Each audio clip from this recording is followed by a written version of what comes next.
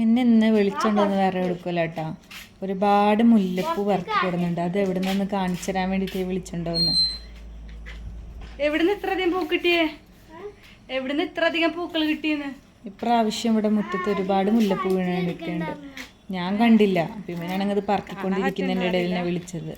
ഞാൻ പോയി നോക്കുമ്പോൾ ഒരുപാട് മുല്ലപ്പൂ. പണ്ടൊക്കെ ഇങ്ങനെ ഒരുപാട് മുല്ലപ്പൂ കിട്ടി നമ്മൾ കോർത്തിട്ട് കുളിച്ചിട്ട് അതിങ്ങനെ തലയിലൊക്കെ വെക്കുമായിരുന്നു. ഇപ്പം അങ്ങനെയൊന്നും ഇല്ല. ഇപ്പം മുല്ലപ്പൂ പറക്കുന്നത് തന്നെ അപൂർവമാണ്.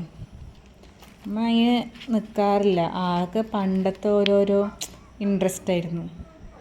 അപ്പം അവൻ പറക്കുന്ന കണ്ടപ്പോൾ ഞാനും അവൻ്റെ കൂടെ കൂടി പ്രാവശ്യം പറക്കാൻ.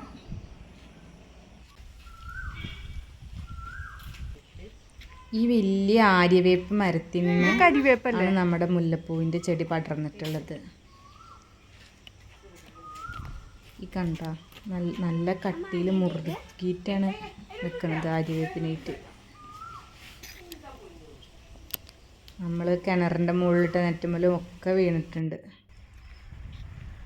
ഈവനിങ് ആയാലും ഇങ്ങനെ മുറ്റത്തൊക്കെ നടന്ന് കളിക്കലാണ് ഞങ്ങളുടെ വീട്ടിലെല്ലാവരുടെയും പരിപാടി. ഈ വലിഞ്ഞു കയറിന് വേറെ എടുക്കുമല്ലോ കേട്ടോ. ഇപ്രാവശ്യം ചാമ്പക്ക, വെള്ളച്ചാമ്പക്ക ഒരുപാട് ഉണ്ടായിട്ടുണ്ട് വീട്ടിൽ. അപ്പോൾ നമുക്കിങ്ങനെ ഈവനിങ് ആയാൽ ഇതും പറിക്കുക, ഇതിങ്ങനെ തിന്നുക, എന്നിട്ട് ഇങ്ങനെ നടക്കുക പറമ്പിൽ കൂടെ. അതൊക്കെ ഒരു രസമാണ് ശരിക്കും പറഞ്ഞു കഴിഞ്ഞാൽ. അപ്പം ഞങ്ങൾ കയറുന്ന കണ്ടിട്ട് ഉപ്പാക്കൊരു കൗതുകം കയറാൻ. കാല് വയ്യെങ്കിലും ഞങ്ങളെല്ലാവരെയും ചിരിപ്പിച്ചുകൊണ്ട് ആൾ മുകളിലോട്ട് കയറുകയാണ്.